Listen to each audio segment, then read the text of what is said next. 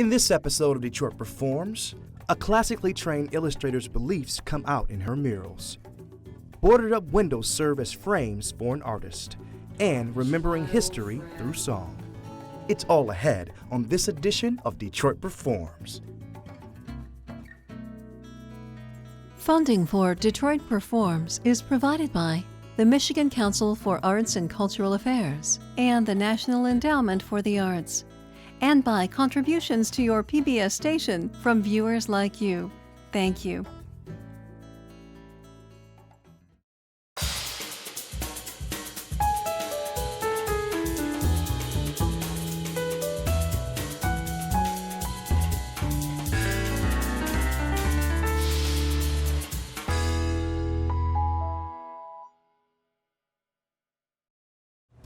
Hello, and welcome to Detroit Performs. I'm your host, DJ Oliver, coming to you from Eastern Market.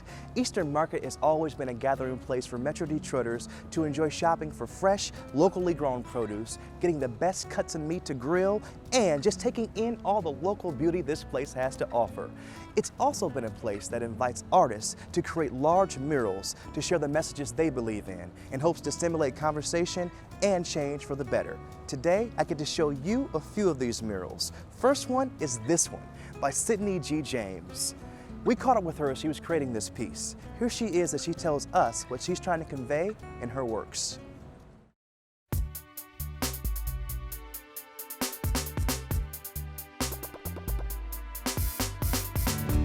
I think a good piece of art makes you feel some type of way, whether it's discomfort or it gives you a thought that you may not have had. It's like more of a discussion piece, or like you're supposed to be bothered by it. You're supposed to be moved by it, touched in some type of way. I actually started my career as an art director for an advertising agency, and that kind of led me to move to California because I had like a different vision, and I ended up doing art for television. So I was like a ghost artist for a show called Lincoln Heights, ABC Family. One of the main characters on the show was a prodigal artist, but she couldn't really draw, she's an actor. So I did all the artwork that was supposed to be hers. Somebody knew that I was an artist, and people automatically assume if you're an artist that you're a painter. And I could paint. And they said, hey, they have these art shows at this hotel in Beverly Hills. I already signed you up for it. I need you to paint some things. So that's when I started painting as a fine artist, is for that show, and it just kind of grew from there. I came back home to Detroit from LA because I knew it was a resurgence happening in Detroit, and I knew it was going to happen through art like it does many other cities that have gone through the revitalization process. I don't need to be at the forefront of said revitalization. I just want to be amongst the names that, hey, this artist was here. Cohen Gardens is where I started doing public art in Detroit. I was doing little community projects where I was erecting art from the ground. I want my viewers to experience whatever I was feeling at the time of the painting. And if my viewers don't do that, then I don't think I did a good job at the painting. And I think that's the difference between like the illustration part of me and the fine art part of me. Now my intention is, I need you to know, not necessarily what I was thinking, but absolutely what I was feeling when I was painting this piece.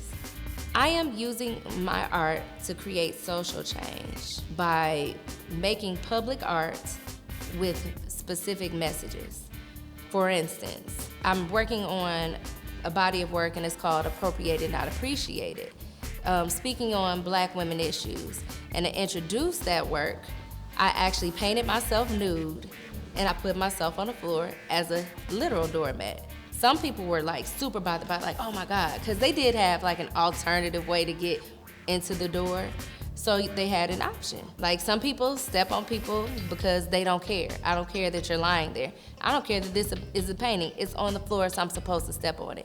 And other people really thought about it like, wait a minute, am I supposed to step on it? Can I step on it?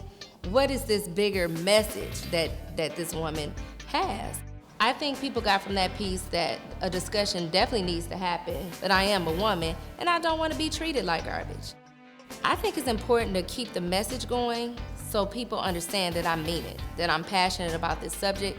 Being an artist, you don't necessarily have to be an activist, but I think we fall into it because From the beginning of time, hieroglyphics or the writings on the wall, we always were the head of propaganda and the head of change. And I might change my message, it might evolve later. But right now, this is what I'm focused on because I do want people to know that wasn't a gimmick. She really means it. Let's talk about it.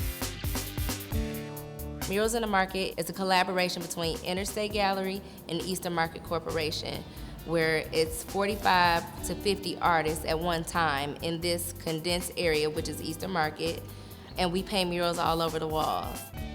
What I did last year is I recreated the Death Row Vibe magazine cover with Suge Knight, Dr. Dre, Snoop Dogg, and Tupac, but I put myself as Suge Knight. I added Tyline Sawyer, Tiff Massey, and Rashawn Rucker. So I really just wanted to highlight Detroit artists. The second mural is actually in line with Appropriated, Not Appreciated, but it also is still paying homage to those three artists. So I'm painting a woman, a black woman, she's holding up a protest sign. And actually it's paying homage to a writer friend too, Scheherazade Parrish, as well. So she's holding up a protest sign. And she has one of Tyline's cult masks in her pocket. And Rashawn Rucker is working on a series where he's morphing pigeons with black men. So I have a pigeon tugging at her hair, and then she's wearing a Tiff Massey bracelet. And the protest sign will have a Scheherazade Parrish poem on it.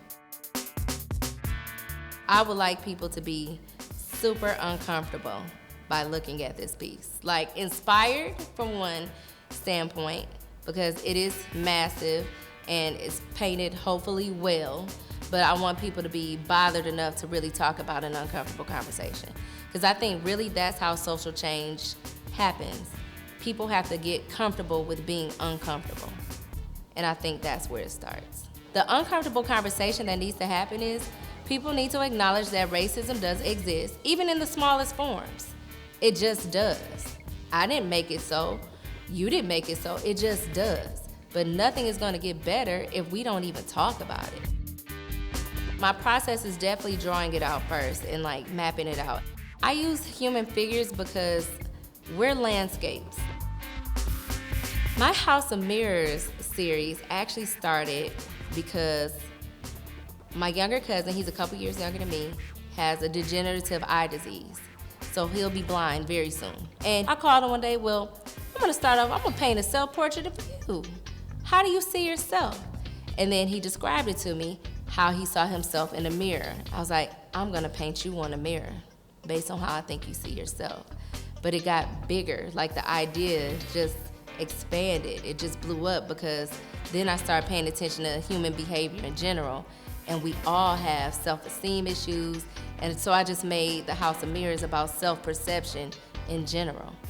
Like, I painted another resident at the time, her name is Desi, and I don't care if it was 3 o'clock in the morning, we were out here working in the studio, she would have on rouge lipstick.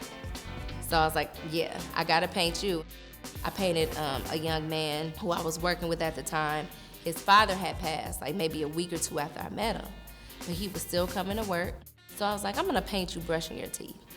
And that one is called like keeping it together, because no matter what, like if we go through tragedies and stuff, it's the daily things that really keeps us together. I'm pretty free as an artist, which is why the illustration thing probably wasn't gonna work for me very long anyway. I like to do exactly what I wanna do at all times. If I feel like painting something about social injustice, then I'm gonna paint it.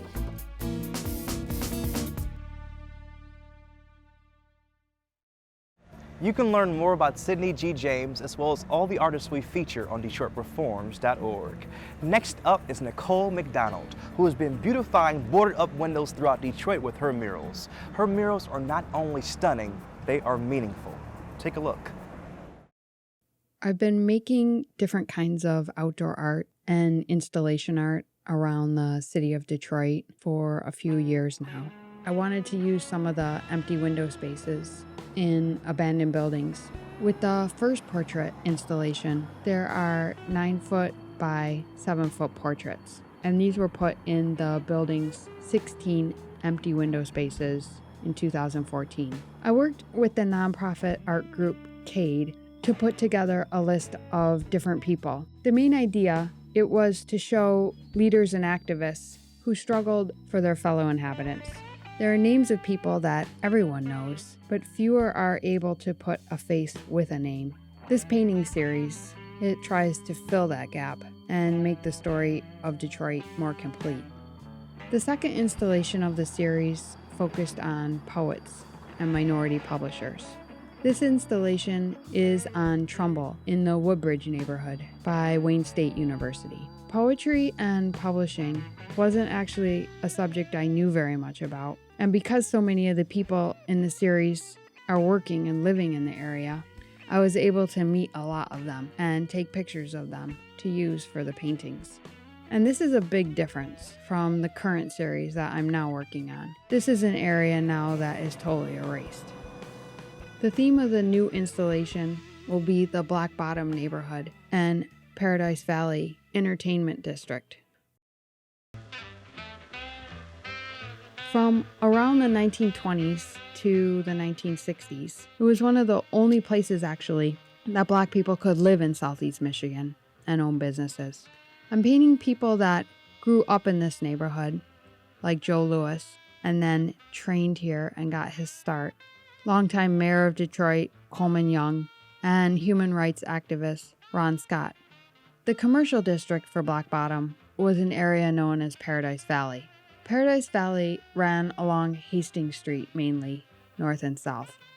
My father was Joe Von Battle, and he had a record store on Hastings Street that he opened in 1945. And he set up a recording studio in the back of the record shop. He recorded John Lee Hooker. He also recorded all of the sermons and songs of the Reverend C.L. Franklin. He recorded his daughter, Aretha. Hastings Street was an extremely teeming and vibrant place. As a little bitty girl, I was over on Hastings Street at my dad's record shop all the time. But we, being little kids, weren't allowed to venture very far away from just the front of the shop. But even from there, you understood how vibrant the street was. So it was a street of great businesses, jazz music, some blues music, stores, shops, bars, all kinds of commercial enterprises. And some people lived on Hastings Street, particularly in apartments that were above the commercial structures. Okay, the real significance of Nicole's project is to display these portraits of particularly mid-century African Americans. And it is so significant because there is such a tendency to render the people who were here in this city during that time as invisible, particularly African Americans. And I think that's what makes it very, very important, that there was, in fact, a very vibrant, a very dynamic history that was taking place during those years of the mid-century of Detroit. The only person in the series I am painting who I knew was the activist Ron Scott. Ron co-founded the Black Panthers in Detroit, and in the 1970s, he was the spokesperson for the Coalition Against Police Brutality. The coalition put a lot of pressure on the police to reform, and the group still works today in the city. The only painting in the series where there are two people on a panel together is the painting of Aretha Franklin and her father, who was a really influential minister, C.L. Franklin. He was known to have a $1 million voice, and he led the New Bethel Baptist Church, which first started on Hastings Street.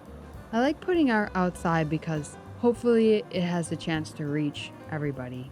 I also really like making art that's about the city and about the history of the place, and then putting it on the streets. The whole Detroit Portrait series has been going for about 3 years. They're unfamiliar with who the faces are, but when I tell them their names, the light bulb goes off. Here is a mural by another Detroit Performs artist, Tylan Sawyer. Now, let's check out some upcoming events happening in and around the D.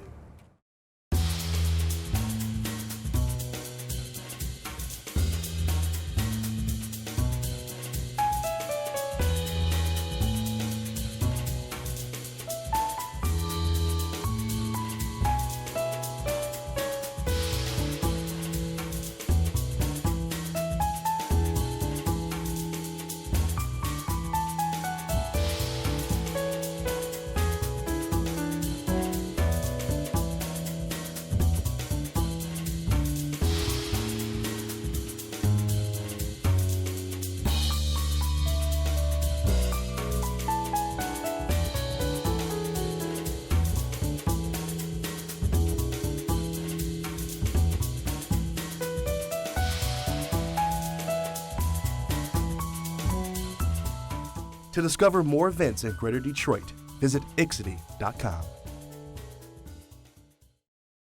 Bill Cohen spent more than 40 years covering important issues on government and public policy. But when he wasn't using his voice to report current events, he was using it through music and song to encourage listeners to remember headlines from the past. His love of folk music and social justice led him to create a one-man music show, Spirit of the 60s Coffee House, to share music and memories from the era that helped define him. What did you learn in school today, dear little boy of mine? I learned our government must be strong. It's always right and never wrong. Our leaders are the best of men, and we elect them again and again.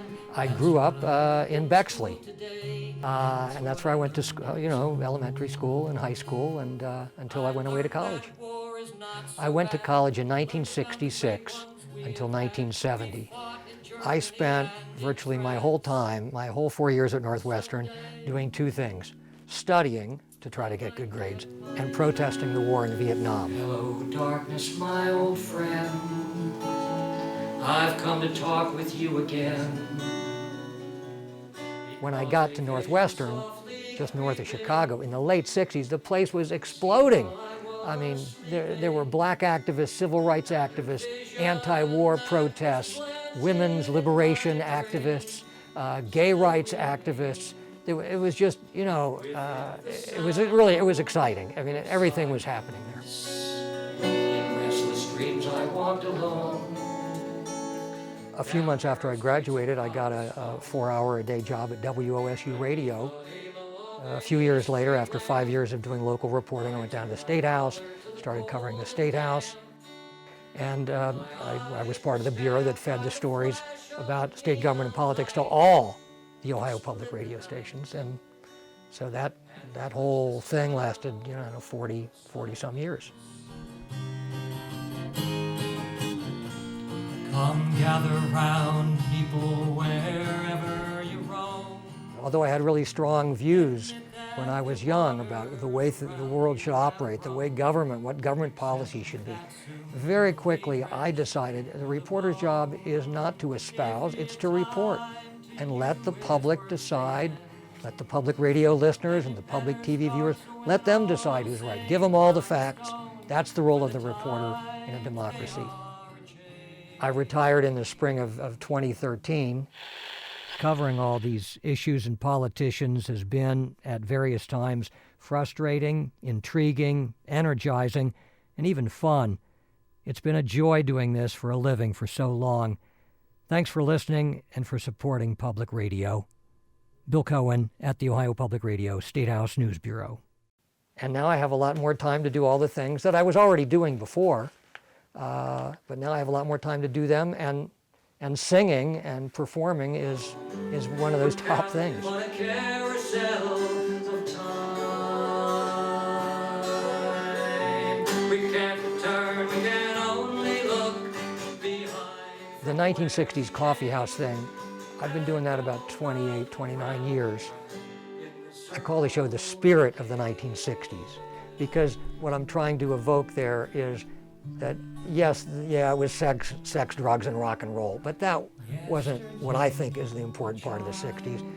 My theme is that the 60s were important because people stood up. They stood up, they risked their jobs, they risked their freedom. Some people risked their lives, and some were killed, protesting for civil rights, protesting for human rights, protesting for women's liberation, and especially opposing the war in Vietnam. So I kind of wrote a script that kind of, takes people through the era. An unknown author named Betty Friedan writes a book called The Feminine Mystique. And then I also do trivia questions. People love trivia questions. This white TV comedian ran an imaginary campaign for president in '68. Pat Paulson. Well, the last 15 or 20 years that I've been doing the show, I've made it into a fundraiser for the Mid-Ohio Food Bank. I think it's a nice fit between the theme of, well, let's make it a better world. People tried to make it a better world in the 60s. Let's enjoy the music and the memories, and let's also get a little money to the food bank. And thank you, stars, for the roof that's over you.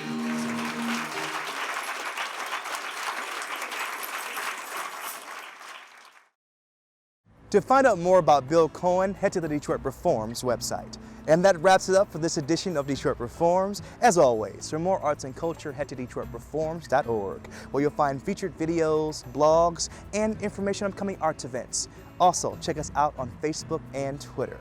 I'd like to thank Eastern Market for letting us roam the roads and taking some of the thought-provoking murals they have up on the buildings. You must come out here with your family, friends, whoever, to stroll the streets, peruse the art, and just take in all this market has to offer. Until next Tuesday, get out there and show the world how Detroit reforms, y'all. I'm DJ Oliver. Thanks for watching, guys. Funding for Detroit Performs is provided by the Michigan Council for Arts and Cultural Affairs and the National Endowment for the Arts, and by contributions to your PBS station from viewers like you. Thank you.